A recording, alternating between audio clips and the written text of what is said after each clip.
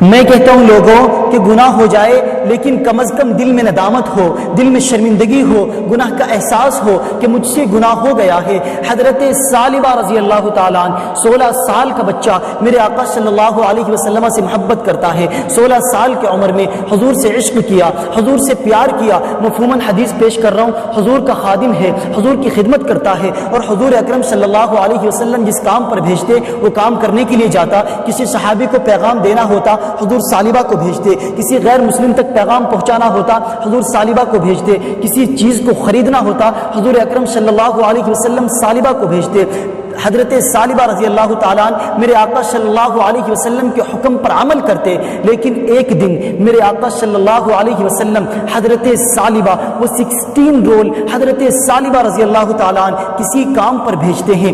آدھے دن کا کام تھا لیکن بہت وقت ہو گیا، ثعلبہ واپس نہیں آئے۔ ثعلبہ کہاں گئے؟ جب آ رہے تھے تو دیکھا راستے میں ایک حمام ہے، اس حمام میں ایک عورت نہا رہی ہے، پردہ لٹکا ہوا ہے، ہوا کا تیز جھونکا آتا ہے، پردہ اٹھتا ہے، ان کی نظر اس عورت کے اوپر پڑ جاتی ہے، ان کے دل میں کچھ رغبت ہوئی، کچھ میلان ہوا، دل میں خیال آیا اے ثعلبہ دوسری نظر تو حرام ہے، لیکن آج تو نے کیا کیا؟ آج تو نے اس عورت کو دیکھ لیا جبکہ یہ عورت نہا رہی تھی۔ تیرا دعویٰ یہ ہے کہ تو حضور اکرم صلی اللہ علیہ وسلم کا غلام ہے، اتنی کم عمر میں اللہ تبارک و تعالیٰ نے تجھے اتنا بڑا مقام دیا، دنیا تجھے خادم مصطفیٰ کہتی ہے، دنیا تجھے حضور اکرم صلی اللہ علیہ وسلم کا صحابی کہتی ہے، اتنی کم عمر میں اللہ رب العزت نے تجھے اتنا بڑا مقام دیا۔ لوگوں حضرت ثعلبہ رضی اللہ تعالیٰ عنہ کے اوپر رقت طاری ہو گئی، اس قدر روئے کہ چہرہ آنسوؤں سے بھیگ گیا۔ ثعلبہ رضی اللہ تعالیٰ عنہ روتے ہوئے کہتے ہیں کہ ہو نہ ہو میرے آقا صلی اللہ علیہ وسلم پر یہ وحی نازل ہو چکی ہوگی، اللہ نے کلام کیا ہوگا کہ ثعلبہ منافق ہو گیا ہے، حضور کی خدمت میں رہنے والا، اور اس طرح اس عورت کو دیکھ لیا۔ اے ثعلبہ کس منہ سے آقا کی بارگاہ میں جائے گا؟ میں کہتا ہوں لوگوں ذرا اس 16 سال کے بچے کے ذہنی خیالات اور اس کے ذہنی ارتقاء کو چشم تصور سے دیکھے، تخیل باندھے کہ اللہ تبارک و تعالیٰ نے اسے کتنی فراست دی، کس قدر ندامت، شرمندگی، شرمساری کی کیفیت اس کے دل میں پیدا ہوئی۔ کیا یہ شرمساری کی کیفیت ہمارے دل میں بھی ہے؟ ہم انسان ہیں، گناہ انسان سے ہو جاتا ہے، لیکن گناہ کے بعد ہمارا ریئیکشن کیا ہوتا ہے؟ ہم کیا ٹھیٹ ہو جاتے ہیں؟ ایک گناہ ہو تو اس کے بعد 10 گناہ کرتے ہیں۔ رات میں تنہائی میں پھرنا گرفی دیکھنے والے بھی اس بات پر غور کرے، تنہائی میں گندی مووی دیکھنے والے بھی اس بات پر غور کرے، عورتوں سے باتیں کرنے والے بھی اس بات پر غور کریں کہ جس کے دل میں ڈر ہو، جس کے دل میں خوف ہو، جسے حضور کا قرب ملا ہو، اس کے دل کی کیفیت کیسے بدلتی ہے۔ ثعلبہ رضی اللہ تعالیٰ عنہ رو رہے ہیں، ان پر رقت طاری ہے، حضور کی بارگاہ میں حاضر نہیں ہوتے۔ ثعلبہ کہاں جاتے ہیں؟ پہاڑ پر جاتے ہیں اور وہاں جا کر عبادت کرتے ہیں، اللہ کو یاد کرتے ہیں، روتے ہیں۔ اب نبی کریم صلی اللہ علیہ وسلم نے نماز پڑھائی، سلام پھیرنے کے بعد میرے آقا کریم صلی اللہ علیہ وسلم نے اپنے صحابہ سے خطاب کیا، کہا کہ صحابہ ثعلبہ کو کسی کام پر بھیجا تھا، ابھی تک واپس نہیں آیا۔ صحابہ عرض کرتے ہیں یا رسول اللہ صلی اللہ علیہ وسلم ثعلبہ کسی کام پر گئے تھے، آدھے دن کا کام تھا، لیکن ابھی تک واپس نہیں آئے، ابھی تک واپس پہنچے نہیں۔ میرے آقا صلی اللہ علیہ وسلم نے ارشاد فرمایا تم جاؤ ثعلبہ کو تلاش کرو۔ اب یہ صحابہ ثعلبہ کو تلاش کر رہے ہیں، ایک ہفتہ گزر گیا، لوگ ثعلبہ کو تلاش کر رہے ہیں، دوسرا ہفتہ گزر گیا، تیسرا ہفتہ گزر گیا، لوگ ثعلبہ کو تلاش کر رہے ہیں، ثعلبہ نہیں مل رہے۔ میرے آقا صلی اللہ علیہ وسلم نے حضرت فاروق اعظم رضی اللہ تعالیٰ عنہ اور حضرت سلمان فارسی رضی اللہ تعالیٰ عنہ جیسے جلیل القدر صحابی کا انتخاب کیا اور کہا تم جاؤ اسے تلاش کرو۔ اب یہ صحابہ تلاش کر رہے ہیں، تلاش کر رہے ہیں، 40 دن گزر گئے، گلیوں میں تلاش کر رہے ہیں، بازاروں میں تلاش کر رہے ہیں، دیہاتوں میں تلاش کر رہے ہیں۔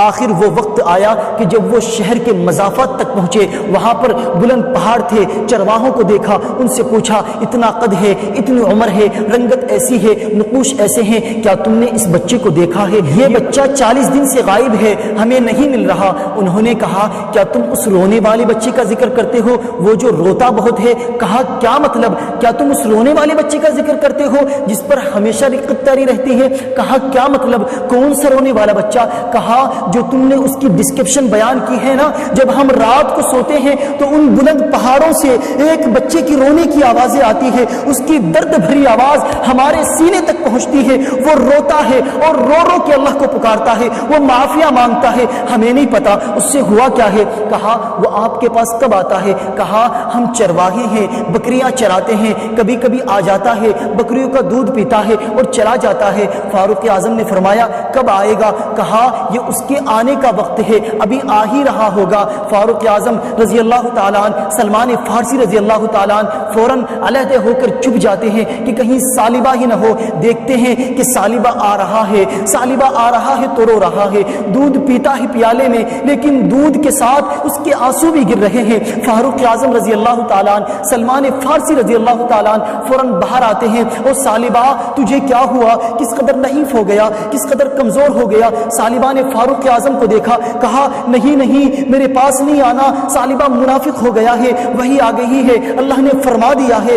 فاروق اعظم نے فرمایا کہیں کی باتیں کرتا ہے، کیسی باتیں کرتا ہے؟ کہا نہیں نہیں میں اس لائق نہیں کہ تم میرے قریب ہو جاؤ، میں جانتا ہوں حضور تک پیغام آ گیا ہے، میں ڈرتا ہوں۔ فاروق اعظم نے فرمایا سالبہ آقا کا حکم ہے ہمارے ساتھ چلو۔ سالبہ نے بھاگنے کی کوشش کی، کہا کس منہ سے آقا کی بارگاہ میں جاؤں، اس چہرے بزحا کو بھی دیکھتا ہوں اور ان حسیناؤں کو بھی دیکھتا ہوں۔ فاروق اعظم رضی اللہ تعالیٰ عنہ نے سالبہ کو پکڑا اور حضور کی بارگاہ میں پیش کرتے ہیں۔ سالبہ رضی اللہ تعالیٰ عنہ کمرے میں جاتے ہیں، اس قدر بیمار ہیں، اس قدر کمزور ہو گئے ہیں، ایک صحت مند بچہ اس قدر کمزور ہو گیا رو رو کے۔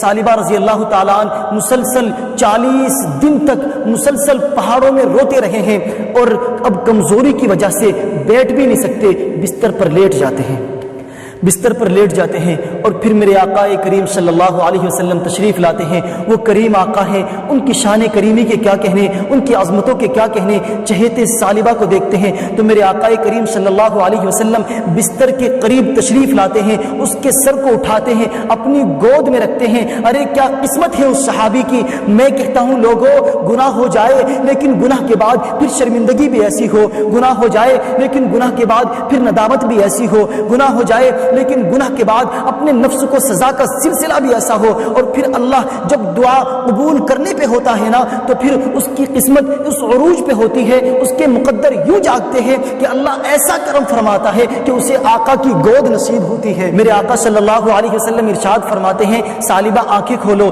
سالبہ آنکھیں کھولتے ہیں، سالبہ کہتے ہیں یا رسول اللہ آقا میں گنہگار، میں سیاکار، میں اس لائق نہیں کہ میں آپ کی گود میں لیٹوں، آقا میں جانتا ہوں کہ وہی آ گئی ہے، اللہ نے فرما دیا ہے۔ سالبہ رضی اللہ تعالیٰ عنہ کہتے ہیں یا رسول اللہ میں نے یوں ایک عورت کو دیکھ لیا، میرے آقا نے ارشاد فرمایا پھر تو توبہ کر لے۔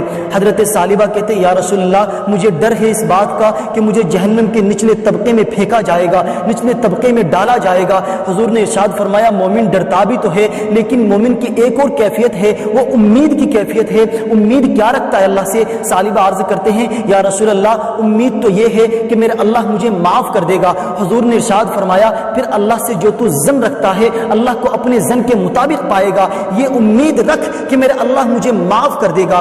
حضور صلی اللہ علیہ وسلم نے دستے دعا بلند کیے، سالبہ کو دعائیں دی۔ جب سالبہ خوش ہو گئے اور سالبہ کو یہ یقین ہو گیا کہ میرے منافق ہونے کے حوالے سے کوئی آیت نازل نہیں ہوئی، تو اس وقت سالبہ حضور سے عرض کرتے ہیں یا رسول اللہ یوں محسوس کر رہا ہوں جیسے میرے جسم میں ہزاروں کیڑے رینگ رہے ہیں، اس قدر درد محسوس کر رہا ہوں۔ میرے آقا کریم صلی اللہ علیہ وسلم رونے لگے۔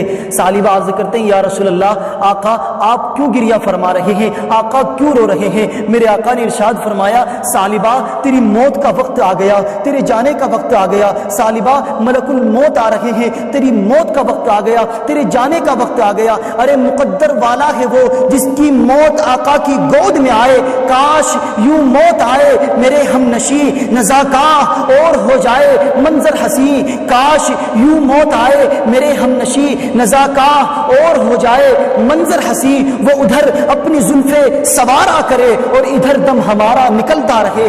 ارے کیسا قسمت والا ہے، آقا کی گود میں سالبہ کی موت واقع ہو گئی، سالبہ کی روح قفس انصری سے پرواز کر گئی۔ میرے دوستو یہی ایک پیغام ہے، اگر چاہتے ہو اللہ کا کرم ملے، اللہ کی رحمت ملے۔ تو آج کی اس محفل سے یہ پیغام لے جاؤ کہ غم کا ایک سبب گناہ بھی ہے، گناہوں سے توبہ کرو گے ڈپریشن ختم ہو جائے گا، حضور کا پیار ملے گا، حضور کی محبت ملے گی، حضور کا عشق ملے گا۔ والدین کو وقت دو، اپنے ماں باپ کو وقت دو، اپنی اولاد کو وقت دو، جو رشتہ دار ناراض ہیں ان سے صلہ رحمی کے جذبے کے ساتھ ان سے ملاقات کرو، جو نماز قضا کی ہے، جو روزے قضا کی ہے، ان روزوں کی قضائے عمری کرو، ان نمازوں کی قضائے عمری کرو، اور لوگوں کے ساتھ حسن اخلاق سے پیش آؤ۔ اور میرے دوستو، میں آخر میں یہی بات کہنا چاہتا ہوں کہ اپنے گناہوں سے توبہ کرو۔